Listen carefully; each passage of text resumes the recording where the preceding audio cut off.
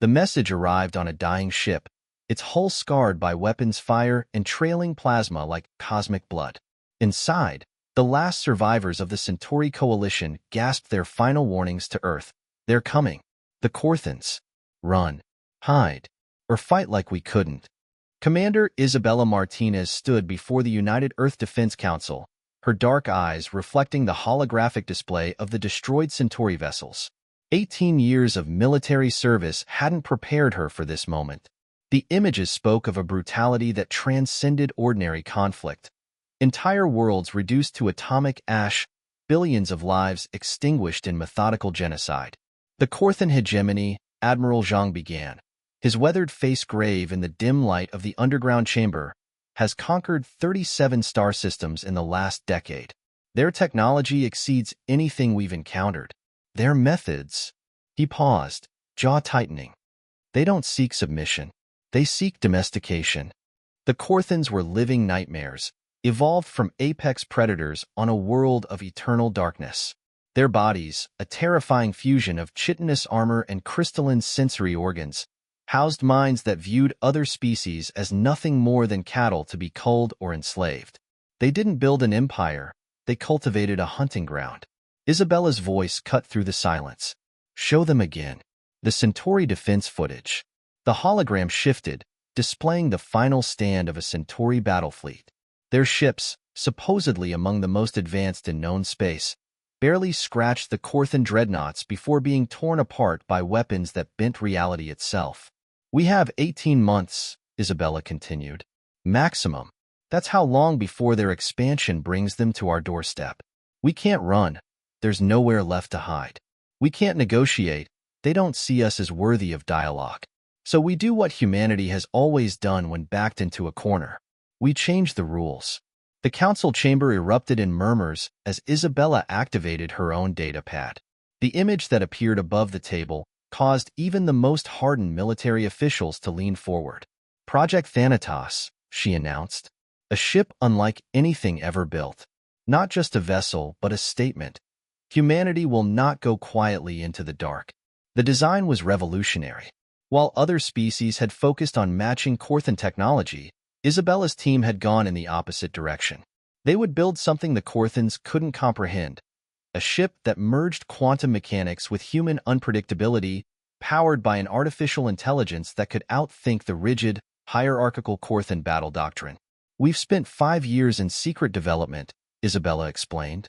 The Centauri arrival only confirms what we suspected. The hegemony isn't invincible, they're predictable. They've never faced an opponent who thinks like us, who adapts like us. Their strength is their weakness. Admiral Zhang studied the specifications. The cost is irrelevant compared to extinction, Isabella cut in. We're not building a ship to fight the Corthans. We're building a ship to destroy their entire concept of warfare. The project would consume resources that could support millions, but as Isabella looked at each council member, she saw the same realization dawn in their eyes. Humanity had reached its moment of evolution, adapt or die. The Thanatos will carry a crew of 50, she continued, not chosen for their conformity to military doctrine, but for their ability to think beyond it. We don't need soldiers who follow orders. We need warriors who can rewrite them. As the council deliberated, Isabella's mind drifted to the Centauri survivors, now in medical stasis. Their wounds told a story of unimaginable horror, but also of opportunity. The Corthans had never failed because they'd never been truly challenged. Their victims had always tried to match their strength, their technology, their brutality. The vote was unanimous. Project Thanatos would proceed with full authorization and unlimited resources. As Isabella left the chamber, Admiral Zhang caught up with her. The crew selection begins tomorrow. But we already know who's commanding this mission, don't we? Isabella smiled, but there was steel in it. The Corthans believe they're the greatest hunters in the galaxy. It's time they learned what it means to become the prey. In the months that followed, humanity transformed. Every factory, laboratory, and research facility turned to a single purpose. The Thanatos took shape in a hidden facility beneath the Martian ice caps, its quantum core pulsing with power that defied conventional physics. The ship wasn't just a weapon. It was humanity's declaration that the age of running was over. The hegemony's path of conquest continued, drawing ever closer to Earth. But for the first time, Isabella felt something beyond fear as she watched the reports. The Korthans had spent millennia perfecting the art of domination, but they'd never faced an enemy who had spent its entire existence learning to overcome superior predators. Humanity was about to teach the galaxy's greatest hunters what it meant to be hunted. The Thanatos hung in the void of Mars's underground cavern like a predator waiting to strike. Its hull, a mosaic of quantum-reactive plates and stealth matrices, seemed to drink in the light rather than reflect it. Commander Isabella Martinez watched from the observation deck as Dr. Rajesh Patel, the project's lead scientist, made final adjustments to the ship's neural interface system. "We've broken 16 laws of physics getting her ready," Rajesh said, his hands dancing across holographic controls. "The quantum core isn't just stable, it's thinking, learning. The Korthans won't just be fighting a ship, they'll be fighting an evolutionary algorithm with a grudge." The heart of the Thanatos was its quantum neural network, QNN for short. Unlike traditional AIs, the QNN existed in a state of quantum superposition, able to calculate billions of potential outcomes while simultaneously adapting its own architecture. It was consciousness born from chaos, and it had taken the combined efforts of Earth's greatest minds to create it. Lieutenant Kai Yamamoto, their tactical officer, approached with a data pad. "Latest simulations are complete, Commander." The QNN predicted and countered every known Korthan battle strategy in under 3 microseconds. But he hesitated. "Speak freely, Lieutenant. It's developing strategies we don't understand. Combat maneuvers that seem to violate causality itself." Dr. Patel says it's not just thinking outside the box, it's redefining what a box is. Isabella smiled. That was exactly what they needed. The Korthans had conquered the galaxy through absolute adherence to their doctrine of superiority. Their tactics were perfect, refined over thousands of years of victory. But perfect meant predictable, and predictable meant vulnerable. The ship's crew quarters housed 50 of the most unconventional minds in human space. There was Lieutenant Commander Zahra Hussein, whose doctoral thesis on quantum entanglement had rewritten physics textbooks. Chief Engineer Marcus O'Reilly, who'd once rebuilt a fusion reactor using spare parts and duct tape. Each crew member was chosen not for their discipline, but for their ability to break rules creatively. 3 months, Isabella announced during the daily briefing. Latest intelligence shows the Korthan fleet advancing faster than predicted. They've already taken the Proxima system. The news hit hard. Proxima was closer than anyone had expected the Korthans to reach. But instead of fear, Isabella saw determination hardening in her crew's eyes. They'd all seen the footage of what happened to conquered worlds. The Korthans didn't just defeat their enemies, they broke them, physically and psychologically. The Thanatos' weapon systems were unlike anything ever conceived. The main quantum lance could theoretically phase an entire Korthan dreadnought out of existence.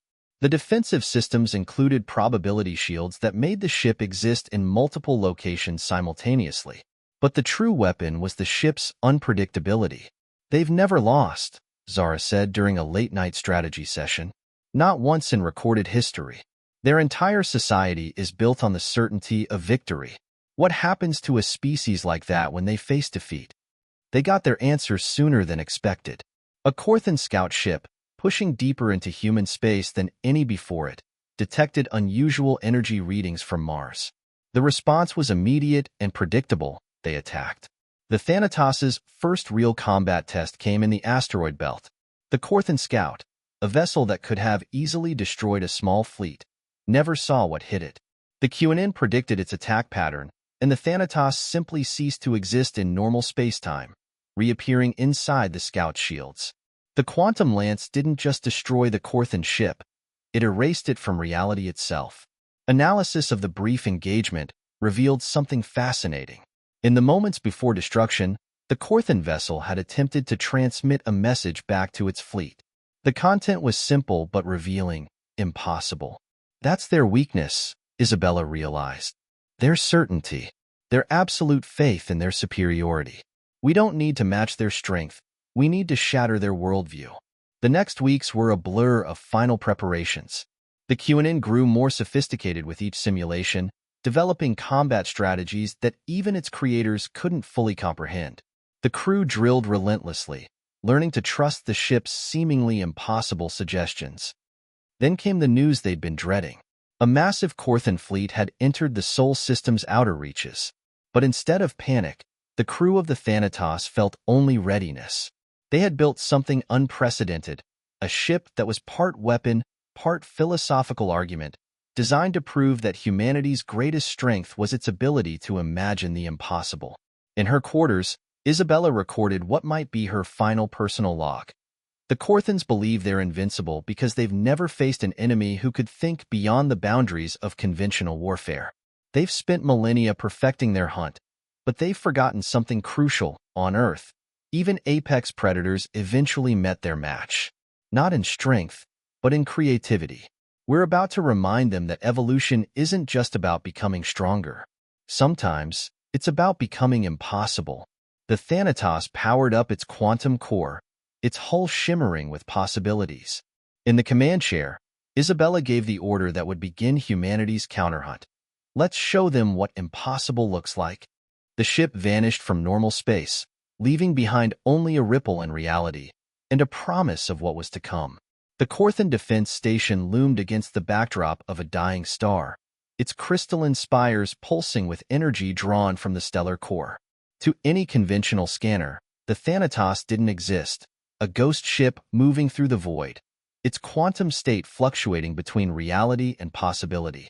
Primary target confirmed, Lieutenant Yamamoto reported, his voice steady despite the tension thrumming through the bridge.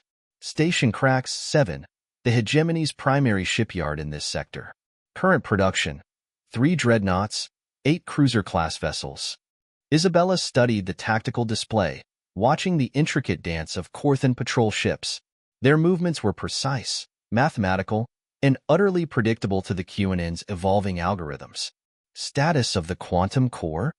Operating at 147% of theoretical maximum, Marcus called from engineering, a note of pride in his voice. The containment fields are holding, and the neural network is, well, it's getting creative. The QNN had surprised them all during their approach, suggesting a combat strategy that seemed to defy logic itself. Instead of avoiding the Korthan patrol routes, they would use them, turning the enemy's rigid patterns into a weapon against themselves. Begin Phase 1, Isabella ordered. Lieutenant Hussein, initialize the probability cascade. Zara's hands flew across her console, and the Thanatos began to exist in multiple states simultaneously. To the Korthan sensors, if they could detect anything at all, it would appear as random quantum fluctuations, background noise in the fabric of space-time. The first indication the Korthans had that something was wrong came when their patrol ships began to disappear. Not through destruction. They simply ceased to exist, their matter and energy redistributed across probability space by precise quantum lance strikes. 3 targets nullified, Yamamoto reported. No alerts raised. The QNN's predictions were correct. They literally cannot comprehend what's happening. Isabella allowed herself a grim smile. The Korthans' greatest weakness was their inability to imagine their own defeat. Their sensors registered the disappearance of their ships, but their rigid minds couldn't process the implications. Station defenses are online, Zara announced. They're scanning, but they're looking for conventional attacks. The QNN is fascinating. It's suggesting we use their own defense grid as an amplification matrix. That was the beauty of their approach. The Thanatos wasn't just a ship. It was a reality hacker, capable of turning the enemy's strengths into vulnerabilities. Every Korthan defense measure was based on absolute certainties, and quantum mechanics had no respect for certainties. Execute Phase 2, Isabella commanded. The Thanatos shifted, its quantum state aligning with the station's defense grid.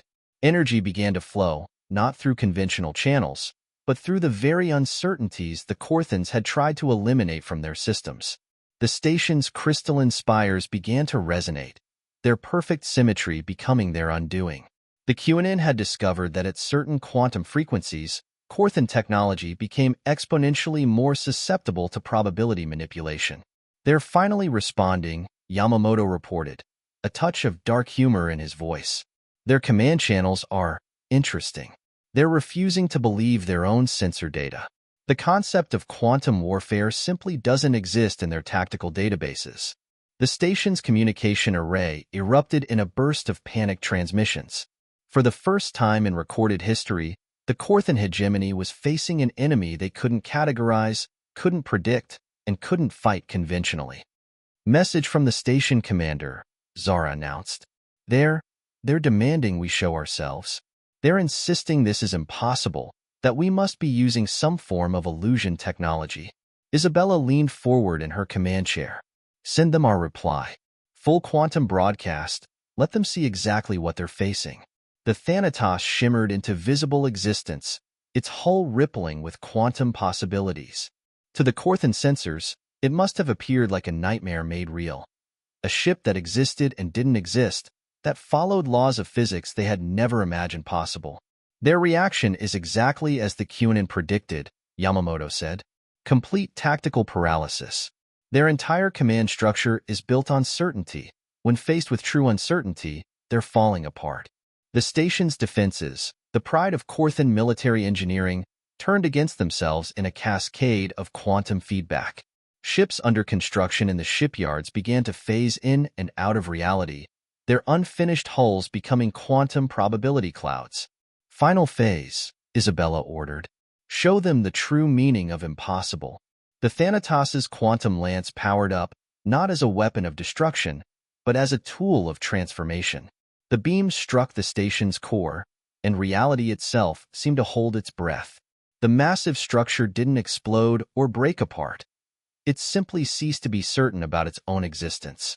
When it was over, the pride of the Korthan fleet was gone, transformed into a quantum anomaly that would serve as an eternal reminder of their encounter with humanity. The few surviving Korthan ships fled, carrying with them a message that would shake the hegemony to its core.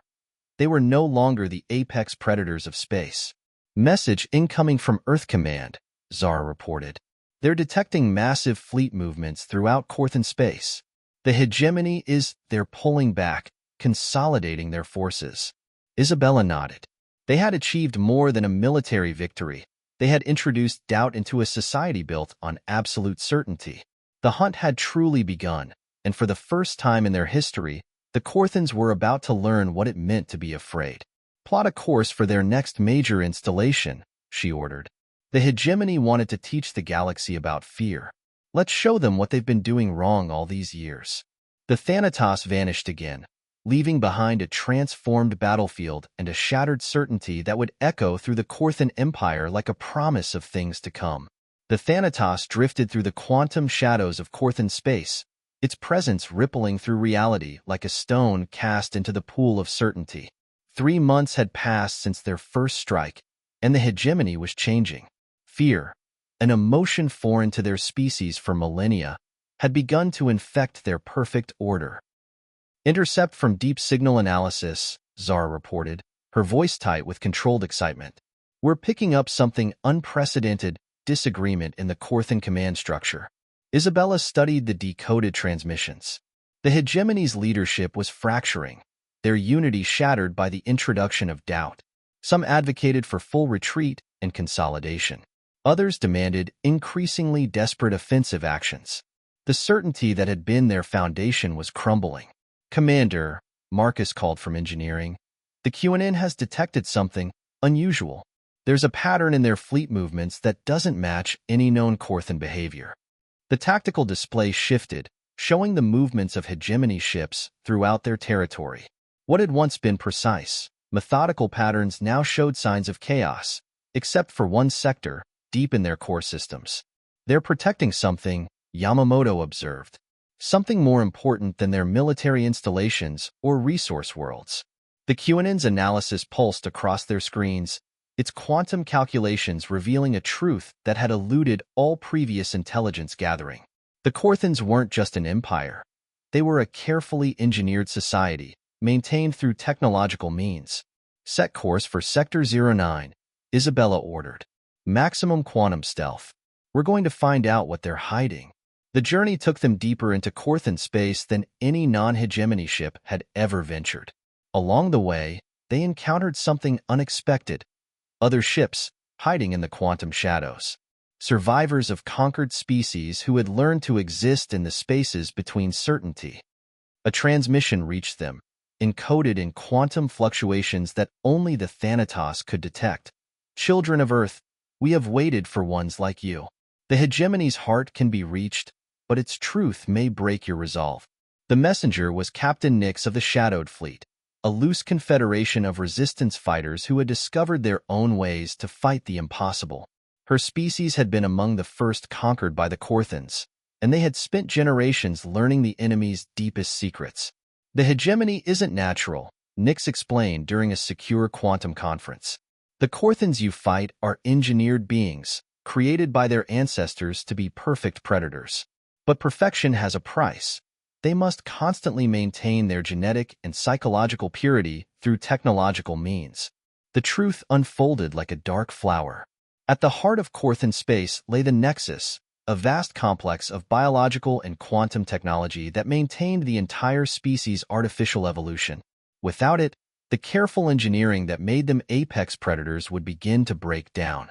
"Show me everything," Isabella commanded, and Nix's data flowed through the QNN, merging with their own intelligence. A plan began to form, not to destroy the Korthans, but to force them to confront their own artificial nature. The Thanatos and the Shadowed Fleet moved as one, using their combined understanding of quantum warfare to penetrate deeper into hegemony space. They encountered resistance, but it was different now, desperate, uncoordinated. The Korthans were fighting not just for victory, but for the preservation of their identity. "Multiple contacts," Yamamoto announced as they entered the Nexus system. "They've committed their entire reserve fleet to defend this location." Isabella watched the enemy ships move into formation. They're not defending a military asset, they're protecting their own existence. The QAnon's analysis was right.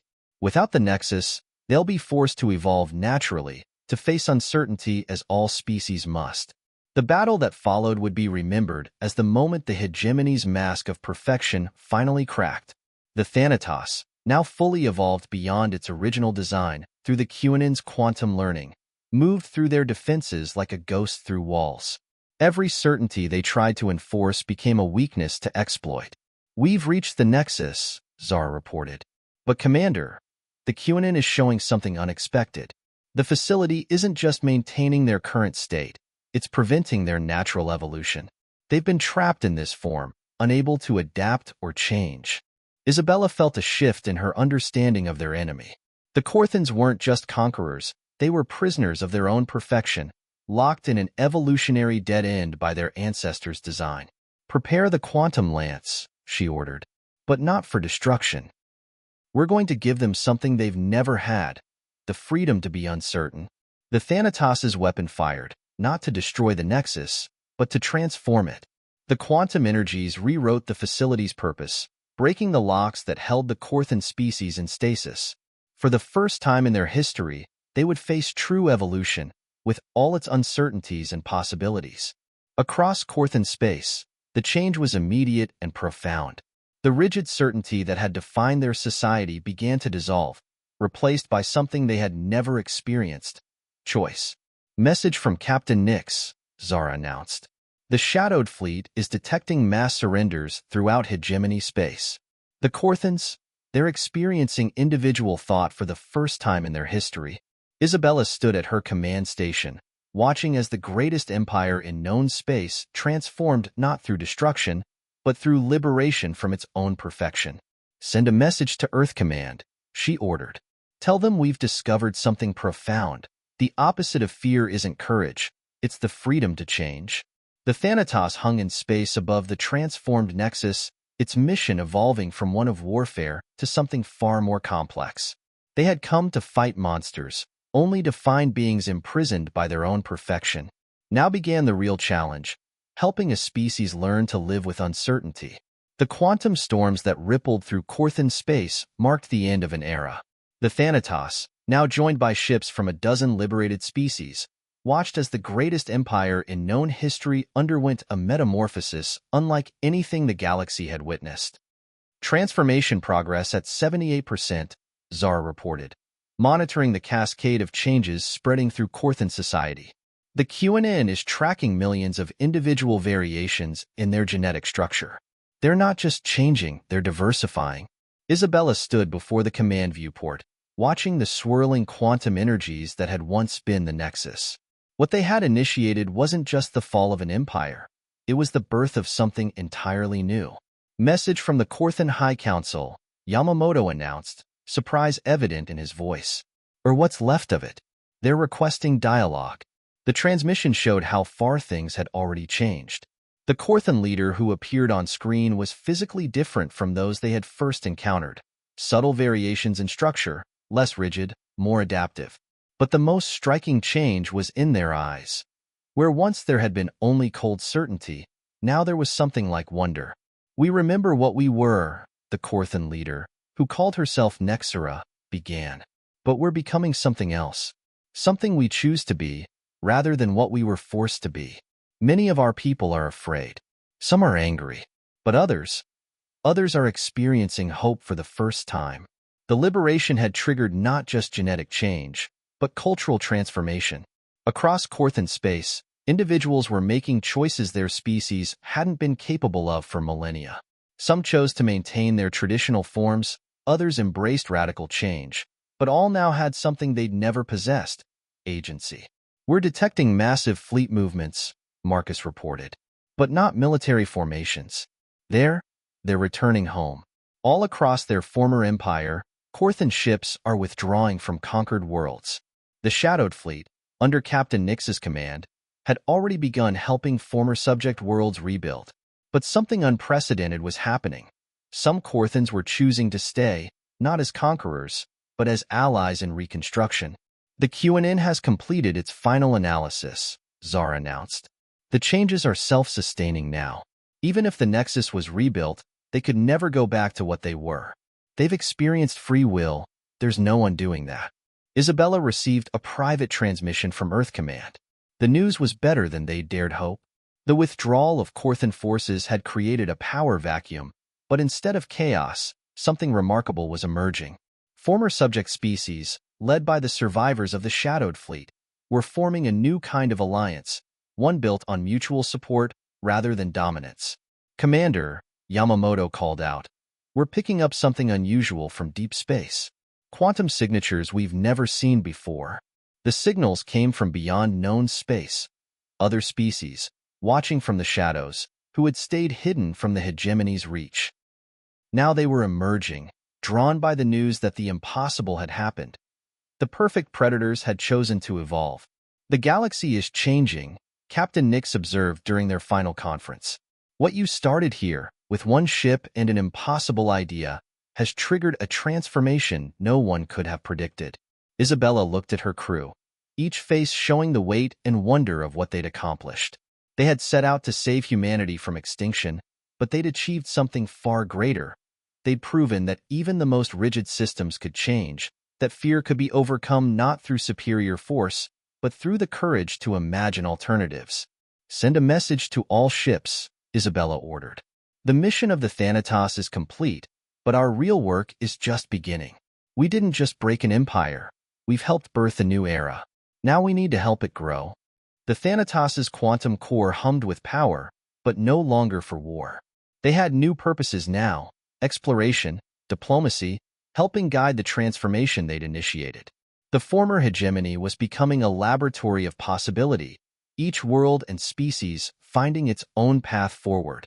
In her final log entry, Isabella reflected on their journey. We set out to fight monsters, only to discover that even the most terrifying adversaries are capable of change. The Korthans taught the galaxy to fear perfection. We taught them the power of imperfection, of uncertainty, of choice. As we watch them transform, we're reminded of an ancient Earth truth.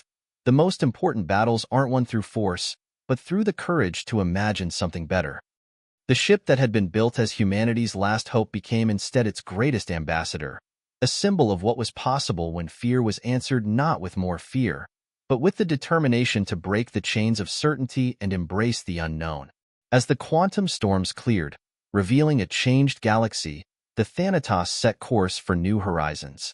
They had learned perhaps the greatest lesson of all: that the most profound victories come not from destroying your enemies, but from transforming them into something they never imagined they could be.